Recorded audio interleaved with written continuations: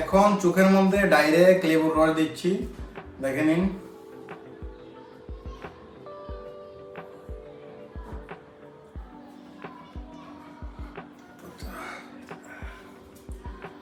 প্রচন্ড জলে, বেশিক্ষণ জ্বলবে না, শুধু 4 মিনিট জ্বলবে, দেখে নিন।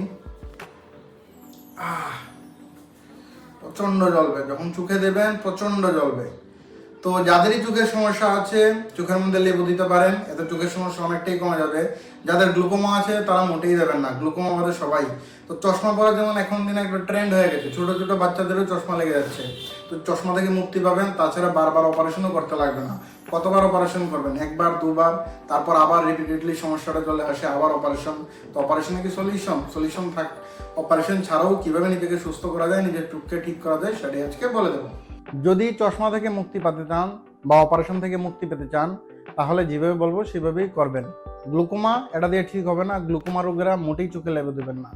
আর বাকি অন্য যে কোনো ধরনের চোখের সমস্যা তাদের জন্য বলে দিচ্ছি। প্রথম কথা, মুখ ধোয়ার কাজ রাত্রেবেলা করবেন।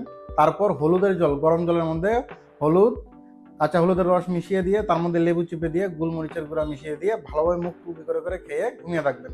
সকালবেলা ঘুম থেকে উঠেই প্রথমেই মুখের থুতুগুলা নিয়ে দুটা চোখের নিচে দিয়ে চোখের ভিতরে কাজলের মতো দিয়ে দেবেন, নাম্বার 1। দ্বিতীয়, প্রত্যেক দিন চোখের মধ্যে এক বেলা করে লেবুর রস দিবেন দুনো চোখে, ঠিক আছে? কোনো অসুবিধা নেই, বড় জোর 4 মিনিট জ্বলবে, তারপর নর্মাল হয়ে যাবে। তো এক বেলা দেবেন লেবুর রস, আরেক বেলা দেবেন গোলাপ জল চোখের মধ্যে।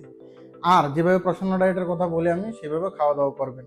দেখুন, চোখে অপারেশন করতে করতে অনেক লোকের চোখ পার্মানেন্টলি নষ্ট হয়ে যায়। তো এইসব জায়গা থেকে যদি বাঁচতে চান, যেভাবে বলি সেভাবে করুন।